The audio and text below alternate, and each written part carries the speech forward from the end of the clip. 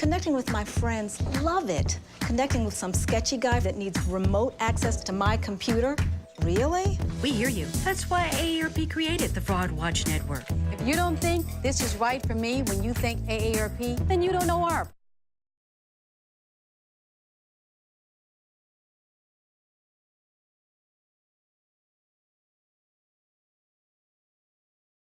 Good evening. Welcome. On behalf of CB&I and our 5,000 Louisiana employees and our 42,000 worldwide, I welcome you all to Louisiana Smart Growth Summit.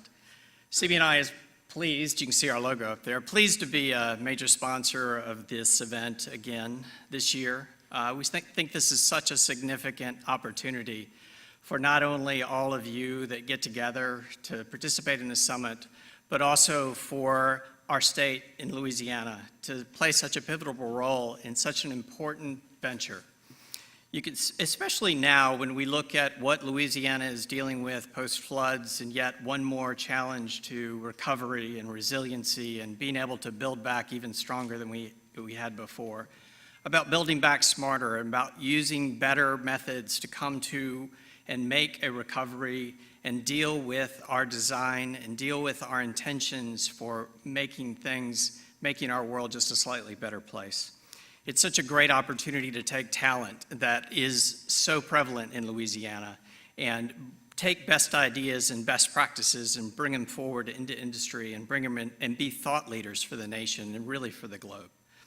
We at CB&I have been proud to be part of this innovation. We take this very seriously. We look at our role as industry as being integral to that of community, to be integral of that of public policy. And this is a real opportunity, and I know all of you share that. No matter what your role, your profession, your paycheck, you take your contributions very, very seriously, and no better place than to be on the forefront of such an emerging, important technology as building in resiliency and understanding what that means.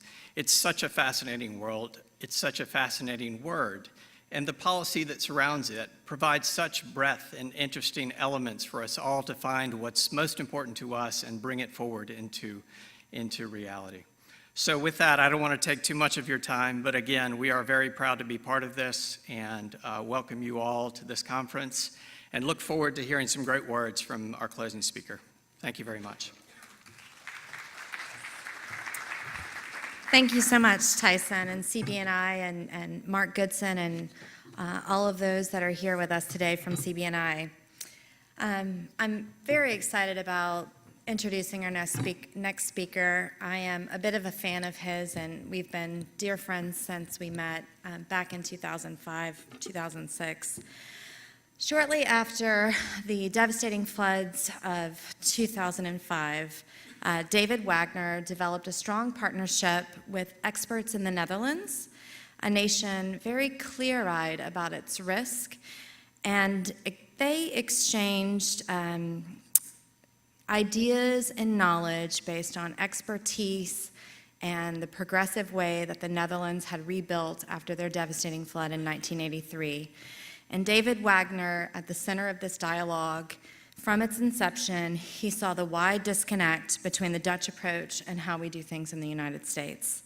He observed that urban design, planning, water management together compromise the essential integrated amalgam that makes the Dutch so successful, this layered approach to managing the natural environment, the infrastructure, and how we as humans build on top of that.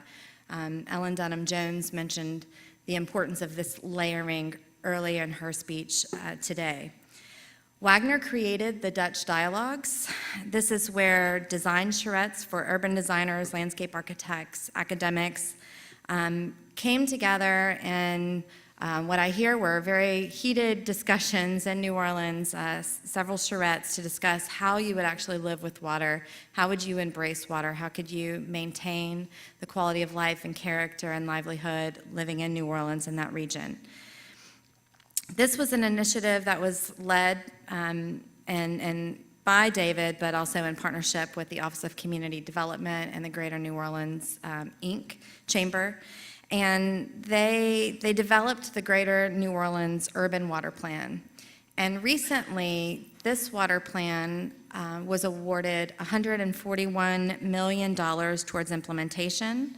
7 projects of that water plan will be implemented, one of which is already in design. The Dutch Dialogues work also inspired the Rebuild by Design planning efforts that occurred on the northeast coast after Superstorm Sandy, which transformed how those communities built back. And locally, when I visit communities across our state, I'm always inspired by how Wagner's work and the Dutch Dialogues have changed the conversation in our state. Across the coast, Louisianians from all corners of society are eager to understand and better engage in living with water. Since at least 2005, our citizens have come to grimly recognize our state's peril faced with a future of rising water, sinking land, and more extreme storms. But possibility that we can meet this peril with resilience, Wagner assists us in being that innovative force and thinking about how we're going to actually do that. And thanks to Wagner, our hope is born of hard-headed realism, because we know the people who have already done it, and we've seen the places that have made it work. And we know that we can too. We can also thrive in this environment. David is the president of Wagner and Ball, an award-winning, internationally active architecture and planning practice located in New Orleans, although on any given week, he's on a different continent. The firm's architectural work varies from historic preservation to modern institutional projects. And he's the recent recipient of the Louisiana AIA, American Institute of Architects Medal of Honor. With that, I'm very pleased to welcome our esteemed presenter, David Wagner.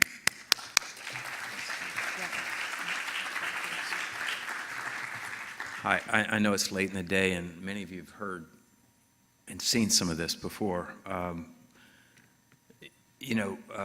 So I don't know what take is going to be different and how you're going to go out of here acting differently, but it is about action. And this word that's up there is meant to be a purpose to live, a reason to be. This is supposed to be about future cities, and what I try to say is a city without a reason, without a why. It doesn't really matter how, because we really have to have a reason to be. If we have that reason to be, we can be pretty strong. And in South Louisiana, it's not an evident case that we're going to make it with these tenuous lines and cities that are out in the water. We know that the Delta is decaying. This dried land is really desecrated land. And we know that our forebears have also moved. This is not a stable condition where we're living. So if that doesn't make us aware, if that doesn't cause us to say, well, what change do we need to make, then if we're going to stay with the status quo, what would it take to make us aware or alert or active? Why doesn't it move? Do you know why it won't move? You got it? So, where are we? One of the principles we have is be sure you know where you are, and there are other people on earth. Camille referred to my sometimes peregrinations, but there are other people on earth who also have similar problems. This is a delegation from Jakarta, and we wanted to show them what the water looks like in New Orleans, and that's about what it takes. So how would we know where we are? This is going to take a really long time if I can't advance it, but okay, now maybe we can. They have similar situations. We're not alone in this world. We're just at that point that's most vulnerable. We've gotten a lot of attention because we're at that point, and this connection that we have with other people on this earth does make us more relevant. And being relevant is important, not just cut off. We're not the poorest people. We are poor. And I think that if you look at that and you say, well, that's just poverty, it's not just poverty, that's life. And how do we take care not to lose this life and put it in slab blocks or something of that kind? So we're architects, and we know that it's really important that architecture be part of this response. This is not radically different, frankly, as a form from the Indonesian example. But, it's Japan, so it's very refined. And the way that then the roof shapes the water coming down into the city, because this is about city, and the way that the gutter then releases water where, not into the drain, where we've got it in the Gulf of Mexico. New Orleans was founded with this kind of awareness of climate and this kind of spacing of things where the water had to be managed and the drinking water had to be caught. Havana, where I was a couple weeks ago, they were asking, well, how do we get drinking water here? Well, we've got all these courtyards, and how do we capture it on more than a one-by-one basis? So how do you live under these hot climates, under roofs, which are the primary thing? As we look now at the earth, and Camille, I think, talked about the Anthropocene in another session, we've covered it. Maybe not everywhere, but a lot of it is now covered. And we've made ground and roof interchangeable. 3 architectural projects that we've done that basically try to say, well, you can do something about this and use it well. This is this building at Sacred Heart, which is just a single slope gem roof. And all the water is captured and brought down these columns at the front and into the ground. And then from that situation, you're also providing shade, cover, and allowing people to live without so much air conditioning and create this place in the city that doesn't get the water into the street so quickly. Another place that's just being finished is Greater New Orleans Foundation. This is the Lee Circle, or formerly Lee Circle, the unnamed circle.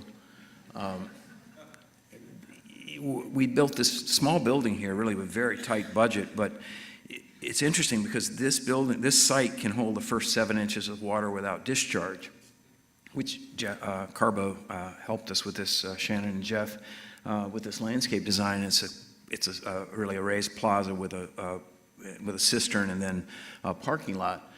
But if you can hold 7 inches of water on this site, it's very important because there's an 8-inch drain in the street, and it's New Orleans on St. Charles Avenue, and you guys can figure what's in that drain, right?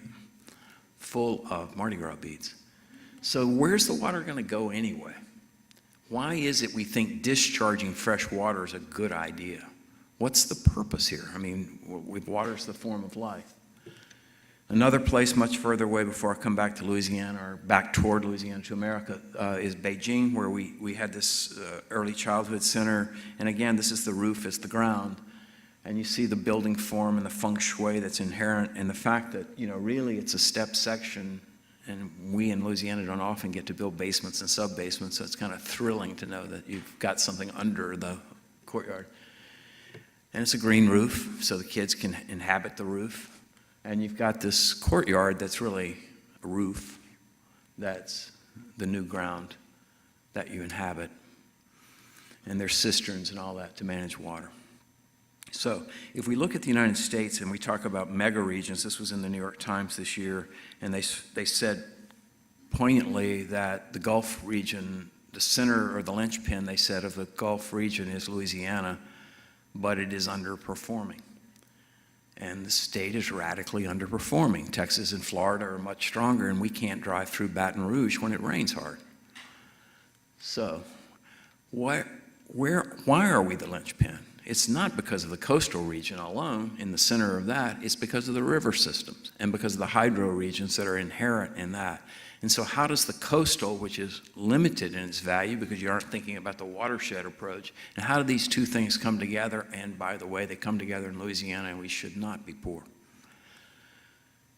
Our neighbors in Texas have had 2 of these floods recently.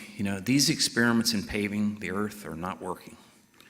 It just doesn't make sense to seal the ground the way we're sealing the ground. All the cotton fields in North Louisiana, it's not helping as Shreveport floods more. And we flood in Baton Rouge and Denham Springs. We flooded in a terrible way this year. And there were a lot of poor people who got wet. There's a lot of land use questions and a lot of environmental questions. There are other conditions, though, about flooding that are more difficult to control, like tsunami, where this has been occurring about every 100 years here at Fukushima. This picture really asks the question about, well, you want to live safe from water, and at what price and at what frequency? Because if I have to wall it out, why do I want to live there? So this is in process of walling out. And is that the way we would want to live next to water? Why? Why don't I move? I'd rather live on the mountain. So the proposition then, some of you know this stuff, is beauty. The English said 3 criteria: navigation, storm protection, and beauty. And if you put beauty as something that really is only for the esoteric and is not vital and not primary, I mean, why? I mean, what's the value of this? Now, you can define beauty in different ways, but you also need this integrity in the way of incorporating it in the urban system, as here in the Rotterdam. And then the third component of all that is, how do you manage the water that falls from the sky and comes over the dike, and where does it go, and how is that a good form of life? So these are all places with reason to be. They are trying to deal with all the forces of water, this Dutch diagram, including groundwater, which is generally been ignored in Louisiana. The river discharge part, since 27 in Louisiana, we've been busy at. And we're pretty good at it, but not very smart about it in a way, because the sediment's all in the places we don't need it, and we don't know how to mine the sediment and move the sediment and recover from the diversion. So we've only thought about the first step, but not the next or the next step of that. And we thought about now, after Katrina, the big defense system, the big barrier, and we built these berms or levees or walls that are the second line of defense in the city of New Orleans. And then we have these structures and this message that I think is the most painful message when Rebuild by Design, which Camille referred to, came to New Orleans, because we were involved in that too, and we showed them this stuff. This was like the poster child of everything wrong. You expect people to pay for it, and you tell them you're trespassing if you look at it. How can this sustain itself? It can't be sustained with these messages. It won't go. Tuesday Theater. So the defense system of New Orleans, as you well know, is a drainage system. And this drainage system that was very powerful, state-of-the-art, marveled the engineering world, really, had this effect, which you've seen. The city was, the city is, we're sinking it, we're shrinking it, we're living below sea level, more and more at risk because of this pumping system. And in fact, we live in a wall city now along the Mississippi River, and you saw that in the beginning of where we are on this tendril of land. We're not the only ones, though, that have problems. These are different problems. Norfolk is another place where we're working, hopefully more, working with their, we did Dutch dialogues there, and the radical thing is how much infrastructure is at risk here. Almost all of us are Americans here. Well, this is our Navy. This is the largest naval installation on Earth. NATO here, Langley Air Force Base here, NASA here, infrastructure at risk at a huge scale. We did another one of these Dutch dialogues that Camille referred to, the only other sort of sanctioned one, because we try to control quality pretty hard. But if you look at what's happening to this architecture in Norfolk at tidal times, it's just drowning. It can't get out. And this is not a levee defense system. There's not much of this under pump, but it's just now filling in with water. This was the old city, Norfolk. It was really an archipelago of little spits of land and filled in, and you could go across. Some of it got wet, but you see what happens, right? They fill in the creek, you displace the water, but the water will still find space and take room, and as sea level rises, it's going to take more. So a lot of what we have to do is remedial. You can see the creeks being drawn back in there, but you have to have economic development to pay for it. This is not the largesse of the federal government that's going to pay for all this, because we are the government, even though we seem to alienate ourselves from one another and each other and with ourselves.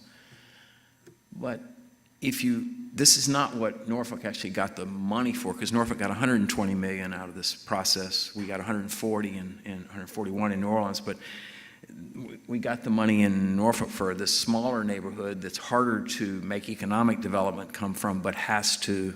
And then there are these ecological concerns about this watershed here that we're working in Norfolk. You see the character of that. Another place we're working is Bridgeport, Connecticut, which is fascinating to me because it's a post-industrial city. It was the armament of America. Hitler mentioned it half a dozen times that it had to be destroyed. And maybe it's karma that comes back. I don't know.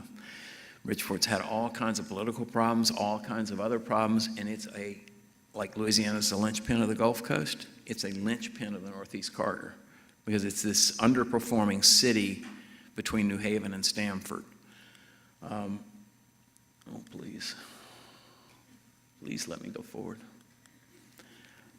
Across the water. It's also the place that you can connect to Long Island, and if you drive all the way around, it's miserable. So if this were faster, it would be even more the linchpin of this area. And you see, really, if you look at that figure, the center of that figure is Long Island Sound. I think we're conditioned to look at land as central when water is often central. The center of this place is the Mississippi. Long Island Sound here, and you have this, again, this prototype of upland, urban, and coastal. They have different problems, but they have this problem now. A historic city that was there, and please advance.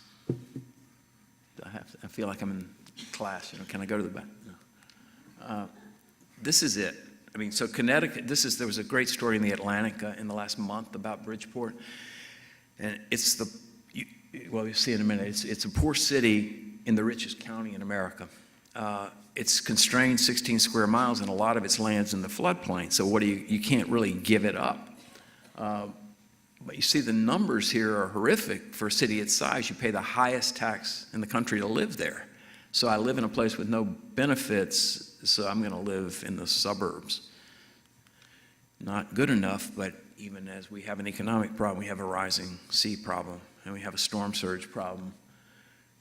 We also have a regional infrastructure problem, and we have this giant infrastructure, this utility. This is a mega power generation for the region parked in the middle of the city. Get taxes, but nobody really wants to live in these environments. So as you start to look at the clash of economics here, it's not just about water. It's really about the forces that are behind the economy too in the society. So this is Welcome to Bridgeport, and here I am being Dutch for just a second saying, well, it's better to say welcome to Rotterdam now than it is welcome to Bridgeport if that's the train station. And or welcome to Delft, the Dutch spent their North Sea oil money on building train stations in each of their major cities. So how do we invest our resources? How about we think about our front door sometimes instead of just wherever we spend? Those are good investments. We drew, and Rebo by Design, a new train station for Bridgeport because it's going to be important, but there's some activity in this old abandoned city. We have an office there, a project office that's really meant to be a community center. And then there are elements missing like that bridge. You will find this kind of thing all over the place. This is a covered up river. And you look at the repetitive loss that's in that floodplain, and then you start to understand that, well, you can't bury the river and expect it not to flood there. And so how do you convert this low-level real estate into something where people benefit? How do you convert these people to shareholders or stockholders? Do you have to be Dutch to understand investment, co-investment? Is there any innovation we can do in Louisiana that'll allow people to put their money together and all come out better? The value of water is here. The ecology is great. This is not the kind of place I showed you, the 16 square miles you can run from the water. This is kind of a mini Louisiana. Post-industrial, very valuable water's edges. Money seems to disappear from here even though it's produced a lot. We have Patriots fans instead of Saints fans, but they have. But, it's still a productive harvest that you can get from this water. And you can expand that water. But what is so often ignored, and what will come back, as I showed you it does in Norfolk, to bite you, is when you ignore the ecology. So you see the natural system that's there from where they didn't occupy, and we're trying to say that the ecological system really needs to be restored. Nature comes first. I don't know how that got to be some radical proposition. I really don't know how we got to be as we have, where infrastructure is before nature. But how is this nature going to migrate? Because if we understand how that migrates, maybe we don't build a hard wall. Where we build a hard wall, maybe we allow it to come and look here. We also say that this was a drawing made by the client, by the way, which is a great client, about development, how the commercial development has to be in this pattern of fixes. Our tools, as we have defense in there, and as we have raised streets. This also got funded by NDRC, about $50-something million. So we had, if Matt lets us work for him, we'll have 4 opportunities to work forward on these kind of propositions.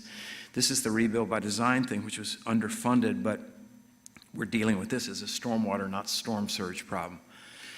You have 3 basic issues with this water challenge right now. You have storm surge, and you have storm water and flooding, rainwater flooding, and you have sea level rise. And they're a brutal mix, because if you think you're always going to discharge it more quickly into the rivers and the rivers are going to take it away, they are not going to be able to take it away when the gradient is reduced. Here, when we fix it and sea level rises 3 feet, it's not fixed. So you have to think in scenarios and in future and try to come up with no regrets measures, which include this park here that we're trying to build between public housing and some other things to rejuvenate the neighborhood and take care of stormwater. Working with the people in that design workshop and trying to use tools. Aaron is the one who loves the community activity as much as anybody I know. Aaron Chang in our office, I think he spoke today. But trying to get the people to understand alternatives. So it's not just us dictating. This is about corollary to the amount of work it takes to do the design, to bring the community with you in this work. And to leave behind, so these are some little newspapers we hand out, broadsheets that try to inform them about single issues. Beautiful place with Olmsted Parks. This is a place that, how many of you in the room have been to? I don't want to even see, because I'm from up there. You know, this is Louisiana, and a few of us have been north of Baton Rouge. But Shreveport's an underperforming place that's hurting us badly. And so we did a little study for Cross Bayou there, and you know, the idea was to develop Cross Bayou, and the advice was don't develop it at all. Let nature have its way, because look at all that downtown you have, and look at how little is really occupied in downtown, and why spread your development instead of concentrate it. That's a general advice I think we should take advantage of, especially if you have a good building stock, as Shreveport does. And then paying attention to what the water level is and rises to be. This is already proven twice since we did this work, or in the period of doing this work, that Cross Bayou, which is Cross Lake and the other lake there, Caddo Lake, and that water level does rise. That is the lever, though, to rejuvenate downtown, or can help with rejuvenating downtown if we deal with the social issues. So back toward New Orleans and to something toward a close on this. The Water City idea is primary to me. It's the reason I keep pushing on this stuff. We did the water plan.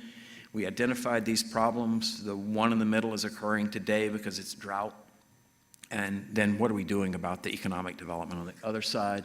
We have this planning methodology that says nature and ground is first. And we have the understanding of landscape typologies. It's not just Jeff Carney, I think, who knows about landscape. We all should know something about plants and types of where we are. Knowing that again, and understanding whether we're in a bowl or on a ridge, and what those conditions mean, and how we actually look at that. This pump only, drain every drop that falls, have no storage, have no surface water, it's unsustainable. New Orleans is falling apart today because it hasn't rained. It rained half an inch last month. And it might rain in 10 days, so it sinks. We tried to say there's a way to have a water system. It's a living system. We try to say, I don't want this to be past tense, but this is we've been doing this for a while. We've been goading, and I preach and I beg, and I don't know. Hopefully you're not tired. A lot of money going to get spent when it rains again with repetitive loss. A lot of money is spent because we can't manage subsidence, and everything, including your building foundations, fall apart because of that. And we can show that there's a conservative 4-to-1 benefit cost ratio. If I can have 4 times the benefit to the dollar, I might want to spend it, but as we say, we're Americans. None of that factors the bugs and the lizards and the frogs and all the biodiverse thing that we're on this planet. with, who serve all the time and are doing their job, are the shade, are the cooling. But the investment paradigm we have is wrong, and you're going to see a couple of bad examples coming up. But the best thing to do is work at the smallest place, because if you only think about the biggest thing you can do, nothing may happen. You need to get people involved in the thing, and you need to look at the small district or neighborhood, or street, or block scale, and these kind of interventions that can be made at the bulb out of the curb have other benefits. People become more aware. Those kinds of rebuilding of streets, if New Orleans is going to rebuild the streets, will they build any of these? Or will we just keep building the same street that we've been building? Will we build the interceptor street where it fits the pattern? Will we build a floating street where it fits the pattern down in the lowland, in the landscape types? Or will we just build the street we built in 1968, 74, 91? It does aggregate into a system. So you need to know where you are in that system. This is the Monticello Canal to the 17th Street Canal in the lake. This is the Monticello Canal. This is what, there is a piece or was a piece that looked like this. This is the plan for it. This is what we intend to do. Infrastructure can be defined in different ways. The working definition in most of our state is the permanent installation of a military operation. That's what we have. We're building military structures here. We're building defense structures that convey water as fast as possible, which is exactly the wrong approach to water. Give it a period of residence. It will cool the earth. So we have this, and we drew this, and we can have this, and it doubles the safety factor. And Copenhagen, flooded in 2011, has already built this in their landscape, which is a redevelopment mechanism, which is the idea that we build a water city. You know, we're gonna be one. It would be better to be an intentional one with some idea of how to make it work. But we're living in this sort of blind condition behind walls. You know, the place I got to go this summer was Berlin for a few days off, and it did strike me that we have this corollary condition. We have this leftover condition in New Orleans with these remnant walls. And they're blocking us from all this redevelopment opportunity. If we want tax revenue, if we want the state to succeed, we've got to find ways to get this down. We know the math. We know that if it were nice, if it were down, you would have a better place to live when you go home this evening, if you could live there, and you would have a redevelopment mechanism. To the point of the drought, we have a wet system imagined, we have a dry system imagined. You have a source for water at Lake Pontchartrain, you can circulate it through the canals. It is not something that has no answer. This is something that has a good answer. It has benefits, but if we continue the way we've been, this is the Canal Street Canal that we looked at in the water plan, and you see the idea that it would have with that. And I managed to go there Sunday and take these photographs for you folks. And this is what we've built. So we've covered it. We've basically turned it into this hidden water system. And we continue this drain only, this submerge, hide the water, get rid of it. We're spending a lot of money doing this. And something tells me that most of us would rather be alongside that than just in that barren green space that's hot. It's not unique to America. My friend Kang Jan-yu, who spoke last week at Tulane, has been called an eco-terrorist, an American agent or spy, because everywhere there's an industry that wants to continue doing what it's doing. The question is, are there enough of us, and is this sensible enough, that we actually say, we together can make another industry. If Louisiana makes that other industry and moves away from this 1920s paradigm, which is the process that occurs with these pile-supported canals. You see there how the land sinks. But we're still building them. This was also Sunday. So we have $1 billion going into this today. Okay? $1 billion going into these structures, and probably you'd just as soon see that water as you would see it all covered over. And we'll get grass on it and some maybe small ornamentals. But we're not moving to who we are. We do not know. We cannot continue to be somebody else. We have to move from the 20s So really it's about water, and it's about how we circulate the water. The Lafitte Carter is not just about a water thing that manages flooding. It's really about, yes, it does that, but it also is a historical connection, which, but it's also where you put water in that you can circulate it through the system, because it's the key, really, not only to stormwater and redevelopment, but also the dry system. So what we have here then is a call back to the past, a goad from the Dutch, because the Dutch didn't wipe theirs out, and a return to Basin Street as part of a water system, as part of a water city, as part of a network that works throughout. The NDR application is trying to retrofit this city. This is the New Orleans Gentilly thing. We programmed about twice as much money as we have. I pray someday somebody will take down one of these walls and people will understand the value of living next to water. The park is willing to take more water in. It's just a question of the HMGP funds that would come to it. This is the character of the place, an urban wetland that's in the city.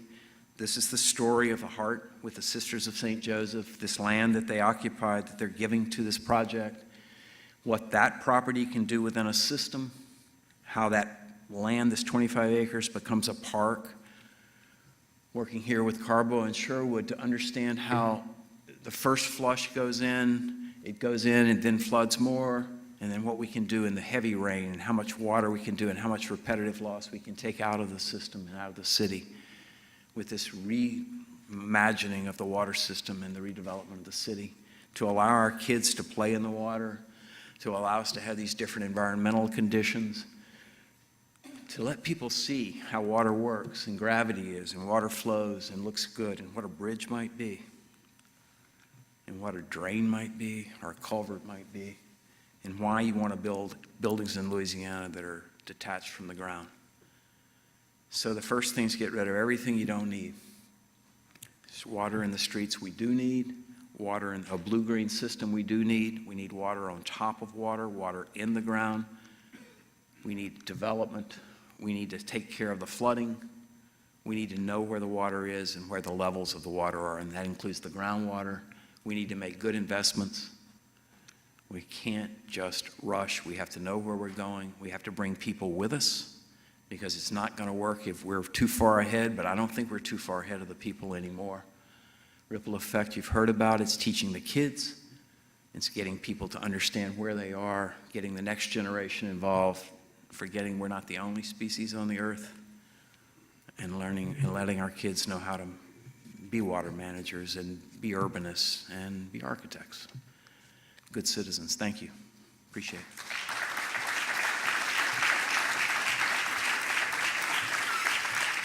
I think you can see why we were so pleased to have David Wagner speak. I think he's brought it all together for us and gives us those, I think, hope that we can do it better. Yeah. Thank you, David.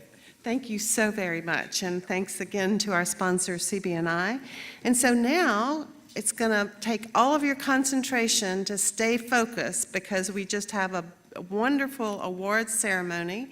That's just going to be a few minutes, and then we're going to go to the reception upstairs. So I want to invite you to stay tuned right now. First of all, they're going to be switching some stuff here. So don't look at that, look at me. And I'm very delighted to welcome my dear friend and a CPEX member, Fran Gladden, to the Louisiana Smart Growth Summit.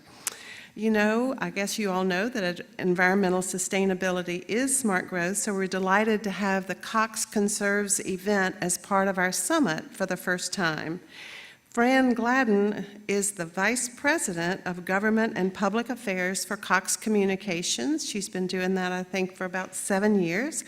But she seems to be involved in so many aspects of our community, but also statewide. She serves, I think, as the chair of the DDD. She is also on the Super Region Committee. Who would have thought that we would ever had a Super Region Committee between Baton Rouge and New Orleans and all points in between? When Fran served as Undersecretary of the Department of Economic Development, called LED, CPEX was able to get a contract to write the Louisiana Land Use Toolkit, which I think you've heard referred to today a number of times.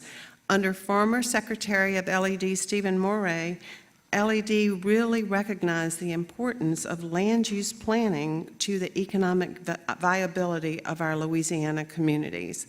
Fran now is going to come and explain to you Cox Conserves, its history, and tell you what the exciting things are going to happen. Fran? Thank you. Good afternoon, and thank you, Boo. Well, it's been a great day today. You've had a full program and heard so many great speakers, and Cox is so honored to partner with CPEX and the Smart Growth Summit this year to honor our Cox Conserves Heroes awardees. We're just so excited today to be here. Boo, congratulations to you, your staff, and your board for continuing to bring leaders together from across the state. You're always talking about the best practices that can happen in our communities around policies of transportation, environmental, and so many more policies that impact the future of our state. So thank you for your leadership and planning and continuing this important summit. So let's give a round of applause to CPEX for the summit.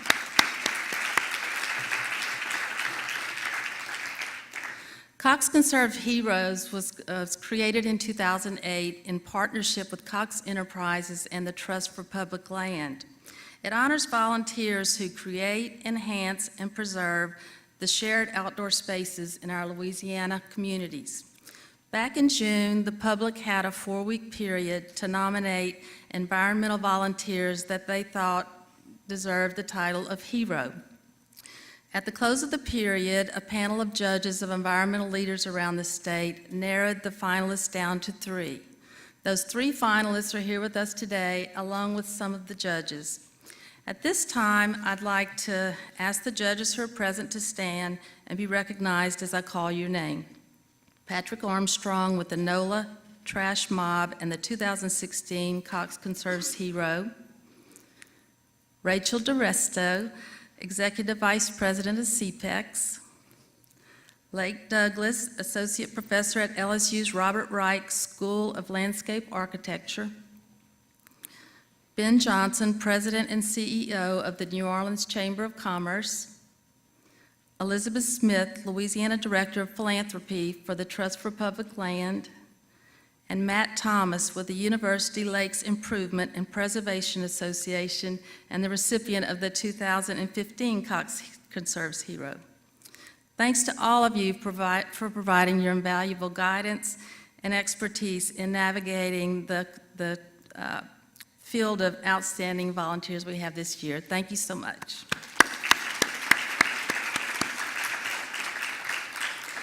Since the beginning of the program in 2008, Cox has donated over $500,000 to local environmental nonprofits and honored more than 100 volunteers throughout the Cox Conserves Heroes program. Other states participating in the program include Arizona, California, Georgia, Florida, Massachusetts, Virginia, and Washington. And it's not just in these communities that our Cox family strives to think clean and green. It's also in our workplace where we encourage our employees and their families to participate in environmental sustainability initiatives, including reducing waste and energy consumption, as well as conserving water. With a company-wide goal of bringing zero waste to landfill by 2024, as well as being carbon and water neutral by 2044, Cox is looking forward to a brighter and greener future.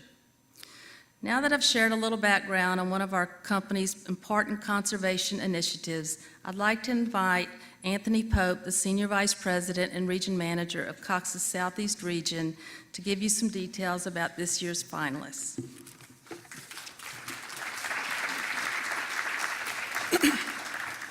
Thank you, Fran. On behalf of the 1,900 employees who make up Cox Southeast Region, good evening, and thank you all for joining us for this exciting announcement. It's truly an honor to be with you all, and I really am excited about naming this year's hero. From wildlife management, to shore and wetland restoration, to tree planting, littering removal, and also fighting back dangerous fish. It's no wonder why this year's finalists are all in a tight competition to be deemed the 2016 Cox Conserve Hero.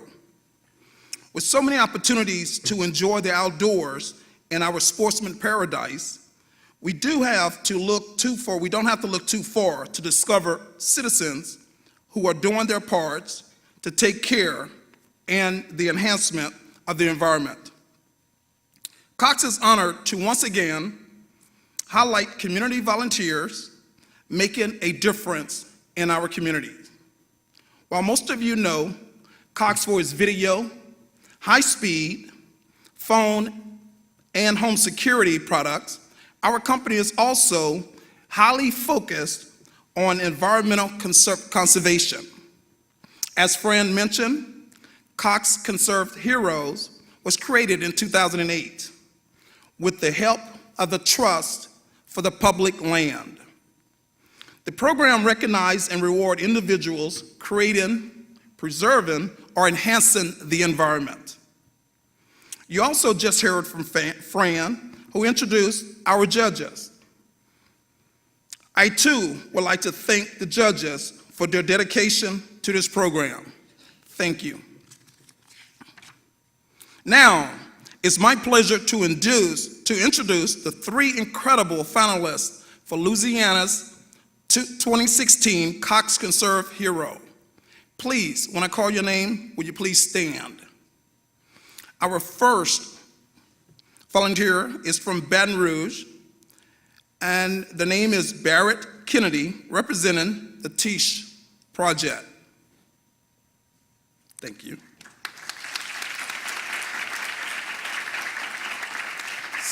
Secondly, another Baton Rouge resident and high school senior at Episcopal, Rory McCracken, representing the Reef. Lastly, Lafayette resident, Libby Nearbass, representing the Coalition to Restore Coastal Louisiana. Let's hear it one more time for each of our finalists. The winner of today's award will receive $10,000 to donate to his or her selected non-for-profit organization. Both runner-up finalists will receive $5,000 each for their choice of a non-for-profit agency. But as you will see for yourself in a moment, all three of these conservatives are heroes. So without further ado, it is my pleasure to introduce the videos featuring the three finalists for Louisiana's 2016 Cox Conserve Hero.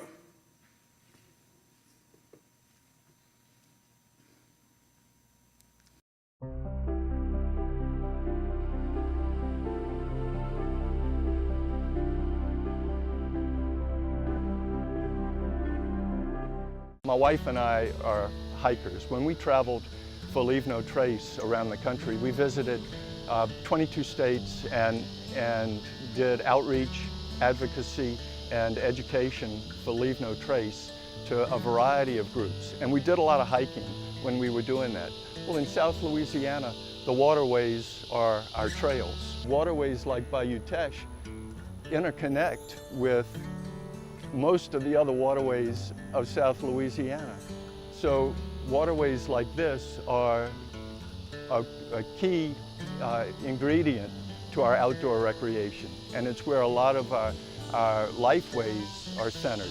And so cleaning up these waterways and making them viable recreational resources again, enjoyed by paddlers of all ages and other boaters as well, is a great opportunity, but also a great responsibility. Bayou Teche needed a champion. We came in contact with a group called the Tisch Project, and they were interested in what we were doing with Leave No Trace, Center for Outdoor Ethics, in trying to develop a message about the impacts that we have on our recreational resources and how we can minimize those impacts and help develop a user group that becomes better stewards of our natural and cultural heritage. Leave No Trace is an educational program also. There's 7 principles of Leave No Trace, including pick up your trash, but it also includes a number of other skills that are important for taking care of the environment. We want to respect the people, the wildlife, and nature, all at the same time. Bringing volunteers to the Bayou Teche is our overall mission. Volunteers like Barrett and Peggy have been instrumental in bringing folks closer to our natural waterway and our natural resources, making sure that they understand that leaving no trace is what we're supposed to do. So we always want volunteers to come out and enjoy the bayou, pick up some trash, and just keep our Bayou Teche beautiful for generations to come. It's a way of remembering where we came from and the wealth of recreational opportunities that we have in Louisiana that keep us involved and keep us interested in conservation of those resources.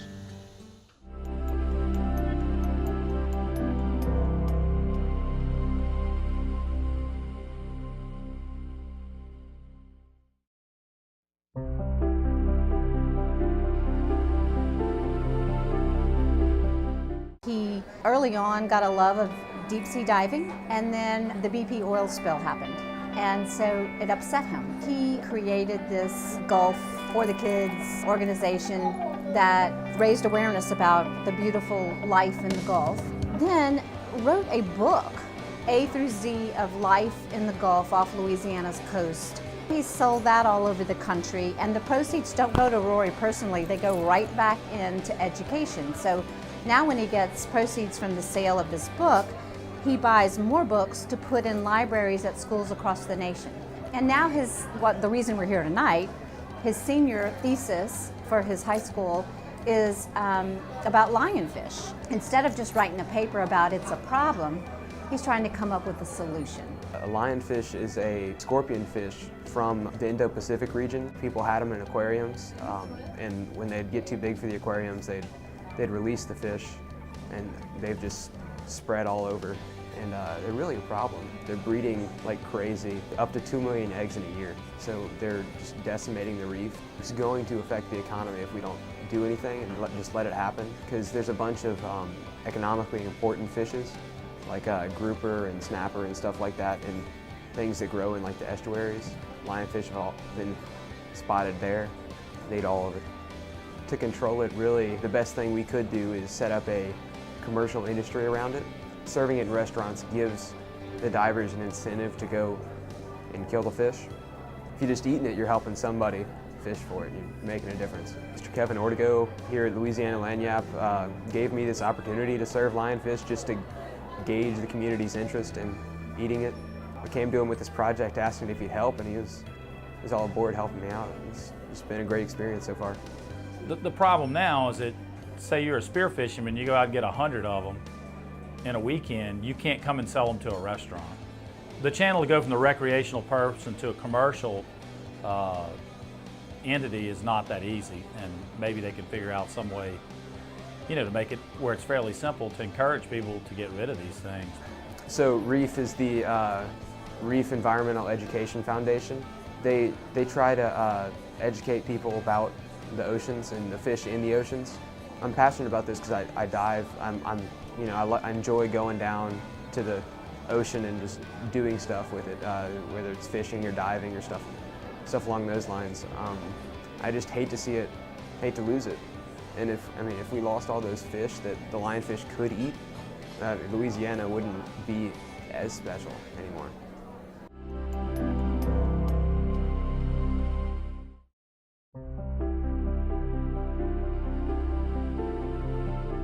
When I look at the breadth and the depth of the people that deal and have won the Cox Conserves Hero Award, I can think of no better person who fits the criteria than Libby Nerbass. She has been a spectacular advocate for coastal Louisiana. She's been a spectacular advocate for CRCL, and she would do Cox very proud to be this year's Cox Conserves Hero. I started volunteering after the oil spill in 2010, so I've been volunteering about, I guess, 15, 16 years. I responded to a call for volunteers to help clean up Cameron in anticipation of the oil coming in. And then after that, there were a number of plantings that I was able to participate in, and that was a little more joyful. The pleasure of feeling like you're really restoring something, putting back into the earth, digging a hole, putting a tree in, tamping it down, moving on to another one and making a difference. And you look out at what needs to be done and you realize how it's possible to feel like it's a futile endeavor, but what else can you do, Funds from this program will go to the Coalition to Restore Coastal Louisiana. The Coalition to Restore Coastal Louisiana, or CRCL, is the longest standing statewide organization that deals with coastal restoration. And we really do deal with the entire coast of Louisiana, from the Texas border to the Mississippi border. We've actually planted 3 million plants in the coastal zone of Louisiana, from Cameron into the central part of the state in the Vermilion Bay area, and also down in the southeastern part of the state in St. Bernard Parish and Plaquemines Parish and below New Orleans. The real thing about the coast of Louisiana, though, is the fact that we're losing 16.5 square miles of land every year. That's hurricane protection, that's infrastructure protection, it's protection for our people, and it's really about losing our way of life. And our way of life means a lot to us, and it also means a lot to the nation as a whole. When you think about energy production, 80% of all oil and gas production offshore in the United States passes through Louisiana. So our coast is very important, not only to us, but also to the nation.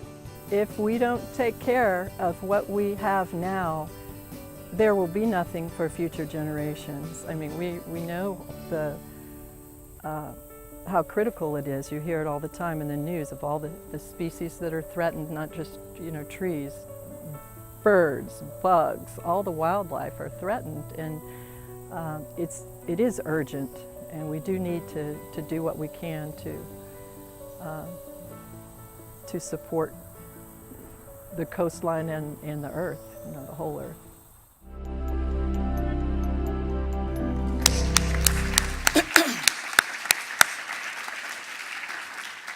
Wow.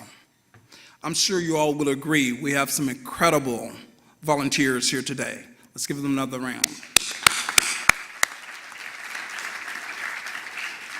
At this time, I would like to invite our finalists to the stage.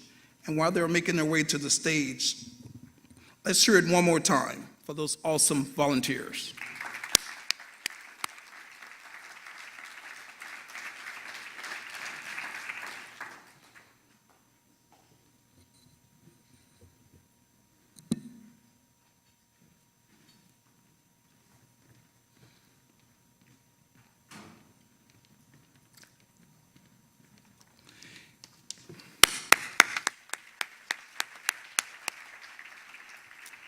Before we announce the 2016 Cox Conserves Hero, I just want to once again thank all three of you for your great work and your commitment to our great state. While there can only be one hero today, you're all the winners in my book. Thank you all. So, who would be the winner? Brett, Rory, Libby. I understand we have the envelope. At the expense of not duplicating Steve Harvey, I want to make sure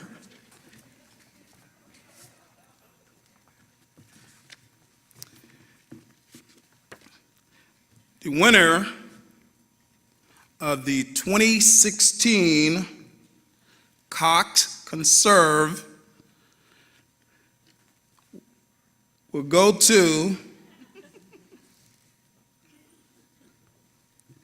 without any further ado, Rory McCracken.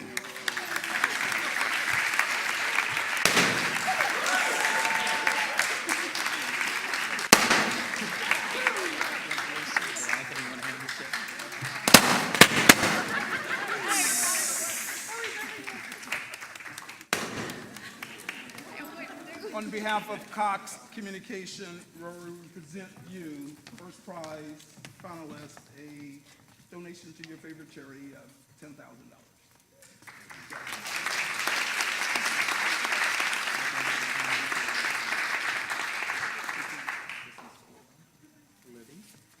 Libby, on behalf of Cox Communication, we also award you and your not-for-profit organization Rejoice a $5,000 donation. Thank you.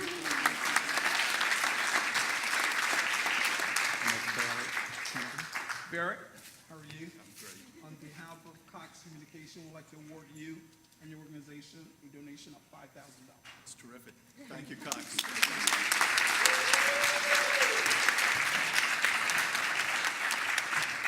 Rory, at this time, would you like to share a few words with us? Nothing like putting you on the spot, huh? You didn't think we were just going to give you $10,000 and let you walk, did you?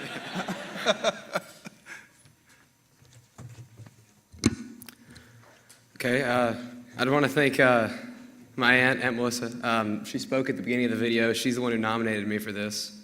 Thank you, and thank you everybody who voted for me. This is a big thing. Part of the big problem with the lionfish is not many people know about it. But I mean, there's big exposure here, so now y'all know. And so, I mean, let's kill some lionfish, right? Yeah, thank you.